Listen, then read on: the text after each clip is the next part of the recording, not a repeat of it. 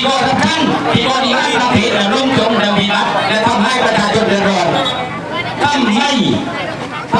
ถึงมาถึงประเทศไทยครับก็มีเหตุครับถ้าไม่มีเหตุพ่อแม่พี่น้องไม่ออกกันอย่างแน่นอนเพราะฉะนั้นต้องมีเหตุผมจึงบอกว่านี่คือคำข้อกล่าวหาของประชาชนทั้งประเทศว่า1 ปี9 เดือนรัฐบาลยิ่งลักษณ์ชินวัตรได้บริหารประเทศรับความชอบธรรมในการที่จะบริหารประเทศพี่น้องจึงรวมตัวออกกันมาทับหลายมีอะไรบ้างที่การความชอบธรรม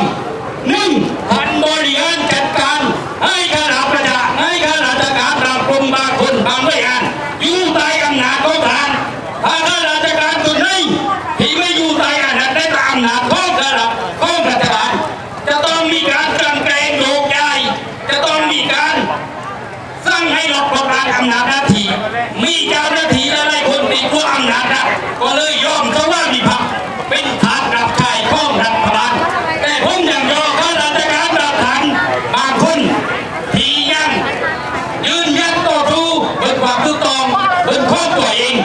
จึงไม่กลัวต่อคำต่อท้ายของอำนาจรัฐเพราะฉะนั้นต้องโทษข้าราชการบางกลุ่มบางคนบางหน่วยงานที่ยังยืนยันต่อสู้ยืนบนความถูกต้องบนข้อตัวเองนั่นประการที่ 1ครับประการที่ 2ได้มีการบริหารประเทศเกิดความร่มจมกระเคลงก้าวอย่างมากเลยพอแม่พี่น้องผมไม่ต้องพูดพี่น้องก็ยอมจะรู้อยู่ดี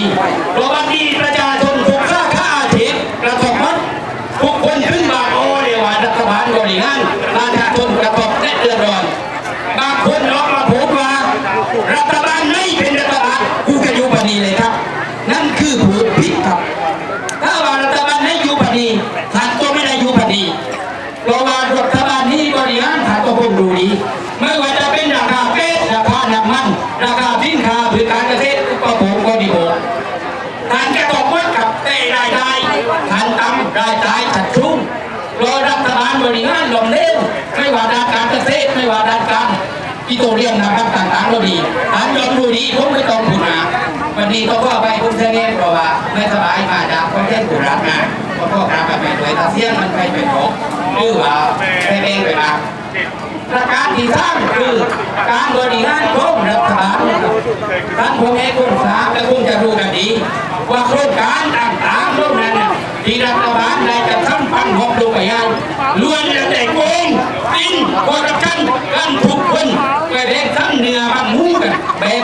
สนิทคนต่อคนทำให้รัฐบาลรัฐมนตรีร่ำรวยกับทุกคนผมที่พูดตรงนี้ไม่ได้พูดลอยๆเอาตัวอย่างว่าการจำนำข้าวก็ค่าคนโชคเส้นกว่าล้านคือการโกงกินปั้นเนื้อทับกันไปตามเจ้ากระทรวงตำรวจผมแต่ละคนนั่นก็ยาวที่ 1ก็ยาวที่ 2ไม่ได้ทำโครงการคืนรถ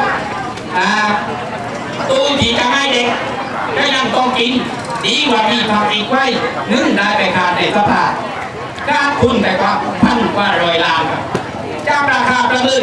900,000 กว่าบาทแต่ประเมินรัฐบาลได้เป็น200,000 กว่าบาทนี่คือการกินการโกงกันก็รัฐบาลนี้กระดูกเลยขึ้นมาต้องขึ้นพ่อแม่พี่น้องถูกสร้างค่าอาชีพพี่น้องได้มาตอนนั้นมีอีกหลากหลายประการ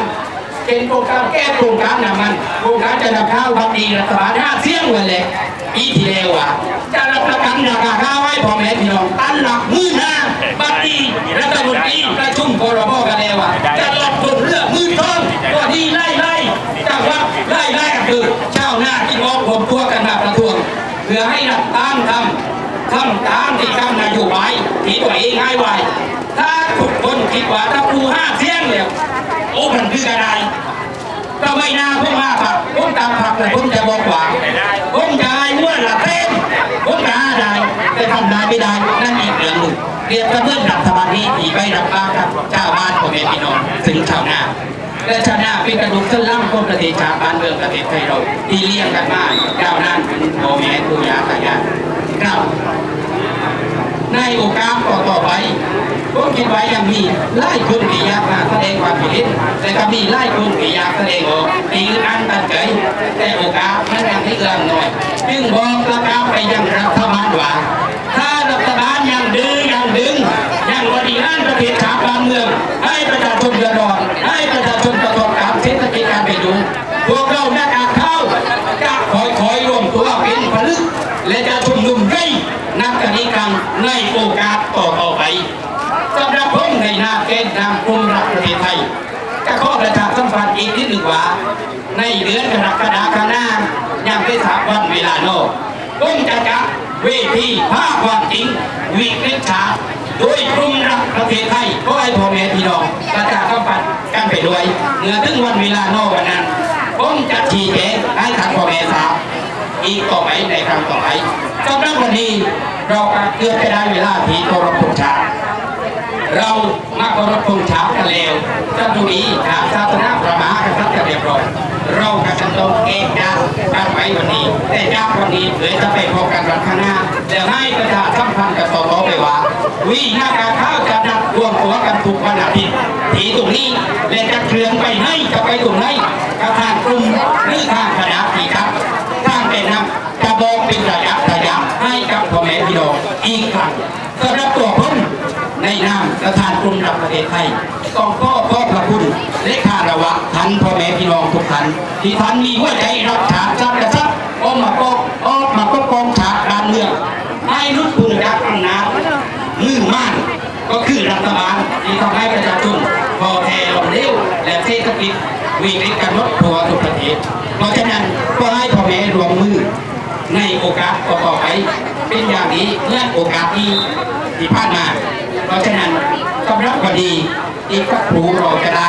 บรมธงชาติจะได้แจ้งกันไว้ได้ยายกันไว้จะให้ประชาสัมพันธ์กันต่อกันข้อฟ้าวายเพียงเหล่านี้สำหรับผมโอกาสต่อไปทั้งข้อมาพูดมาดับสวัสดีพี่น้องในโอกาสต่อไปนี้ครับสำหรับวันนี้สวัสดีครับพี่น้อง